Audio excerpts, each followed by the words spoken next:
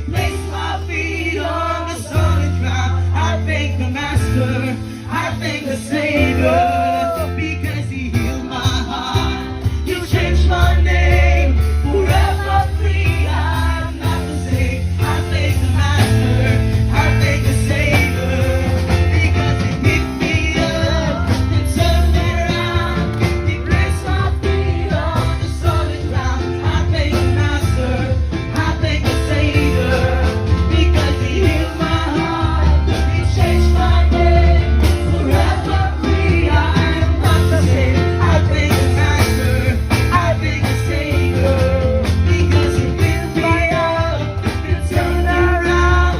He placed my feet on the solid ground. I thank the Master, I thank the Savior, because He healed my heart.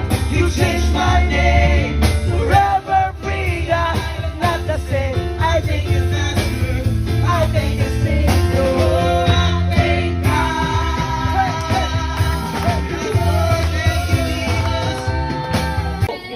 They shall all be witnesses, Lord God. Let the outpouring of the Holy Ghost shall come over this church of Cebu. And usa sa imong gamiton si Pastor Akati. I declare, Lord, her life will never be the same again. Kung gidihugan nimo siya noon, mas dihugan nimo siya karon. Sa iyang pag-minister, Panginoon, sa iyang hallelujah, hands-on aning ministry, I declare, oh God, let there be signs, wonders, and miracles. Holy Ghost, Holy Spirit, our senior leader, our senior apostle of this church, fill her life in the name of Jesus. Amen. We declare, sealed by the blood of the Lamb. Nobody could steal their destiny. Nobody could distract them. And nobody could hinder your plans upon their lives. We declare by the apostolic declaration, amo kinigituhan na dili madelay. I declare this time of rebuilding, this time of flowing, this time of seeding, O God, sa pagtanong karong panahon na, I pray ang tanan, Lord, dunay mahitabong pagdakong kabuak, O Diyos. Mabuak ang tabat, mabuak sa mong part, Panginoon, na mag-start ni Pastor Akati, Lord God. Because the greatest worship in the kingdom of God is the brokenness. Is being broken. Like what happened to David. The time he was broken, he gave it all. He gave his all in worshiping the Lord. Hallelujah. And I declare mahitabo kini diri sa Cebu. Na Lord, I pray wala ni reservation sa mong part. Tanan, Lord, buak na. Ang tanan, patay na ang mga unod-nun nga mag-start sa life ni Pastor Akati. Nalaykon ka, Lord, sa walay katapusan. I pray that the Vedic anointing, the Abrahamic blessing of Limbro na ma-feel yun nila ang imong pagkamama. I declare nga kana yung dugang pag yun ma-feel nila nga mama yun ka. Motherly love sa ministry. O I declare long life, good health. O I declare tagaan kag wisdom, labi na pagpadako ni Baby Jane nga padako ang bata nga puno sa kaalam, nga may kahadlok sa Dios. O mosunod gyud sa inyong yapak nga mahimo someday mahimong successor ni Pastor Rich. Yes! Ano din siya yung successor?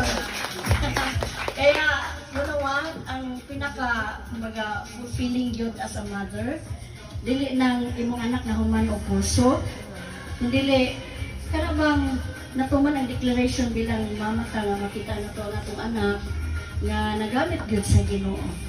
Nga na-fulfill yun sa purpose niya nga nagipakatao doon sa kalibutan.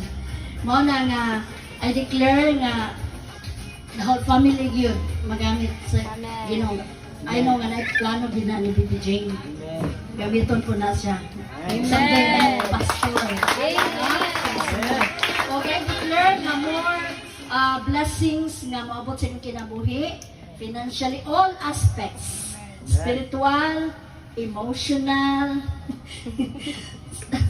sa physical, then financial and relational blessings. Kakong i-declare sab na sa inyong nga pagpamuhat sa ministry, mga nakpagyod o daghat pa. Tungod ninyo, pasarakat, ang Cebu, manugop na nato ni